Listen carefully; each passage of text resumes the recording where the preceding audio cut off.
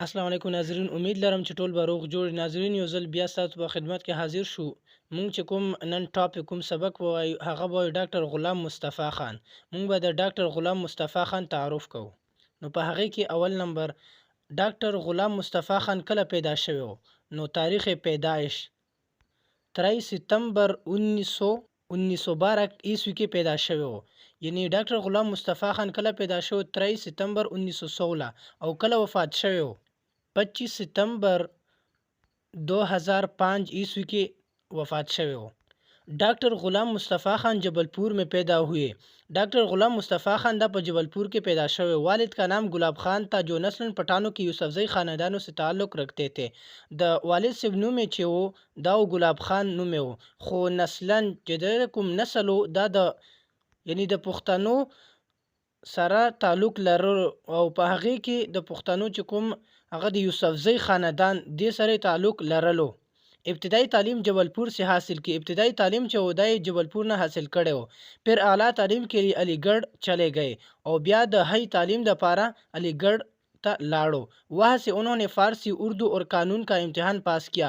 د هغه ځای نه د فارسی او اردو او قانون امتحان पास को और अमरावती कॉलेज नागपुर में बतौर उस्ताद मुकर्रर हुए.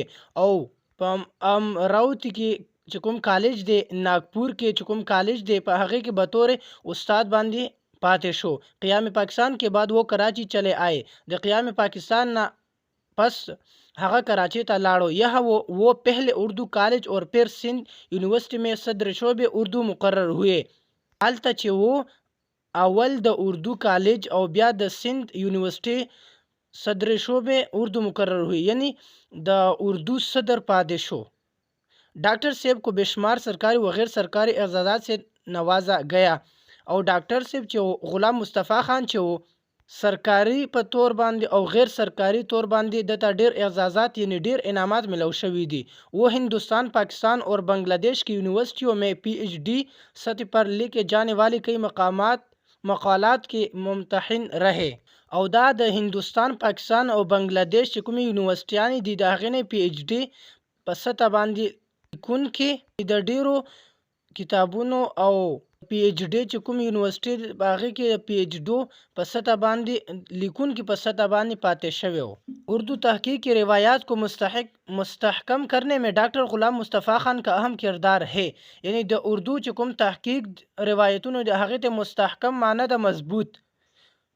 ډاکټر غلام مصطفی خان په اردو تحقیق ډیر مضبوط پاتې شوی دی او ښه کردار اهم کردار ادا کړی دی. انہوں نے خود بھی گران قدر خدمات انجام دی او هغه په خپل هم ډیر خدمت انجام کړی دی یعنی ډیر خدمت کړی دی اور تحقیقی کام کرنے والوں کی سرپرستی بھی کی.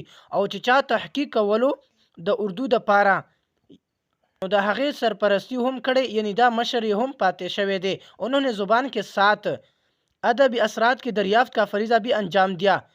د چې د زبان سره سره ادبی چې کوم اثرات دي دا هم دریافت کړي یعنی راوختی دي دا فریضه هم انجام کړی دا. ڈاکٹر صاحب کا اسلوب ساده اور سلیس ہے. یعنی د ڈاکٹر صاحب چې کوم طور طریقہ و هغه سیمپل و ساده و. چھوٹے چھوٹے جملوں میں معنی اور مطلب کی پوری وضاحت کر دیتے تھے. او ورکوټي جملو معنی او مطلب به پورا وضاحت سره کولو. دینی معلومات ہو کہ هغه دینی معلومات و علمی ادبی یا تحقیقی ان کا انداز بیان توضیح اور تشریحی تھا. یعنی دا کا دینی معلوماتو یا علمی یا ادبی خو خط تحقیق سره به د دې اندازې مطابق بیان خط توضیحی او تشریحی کولو یعنی تشریح سره به بیان کولو. یعنی دې کې دقت یې نه وو. عام طور باندې سیمپل سادہ. وہ دقیق خیالات کو بڑی آسانی اور روانی سے قلم بند کرتے تھے. وہ دقیق معنی دا مشکل.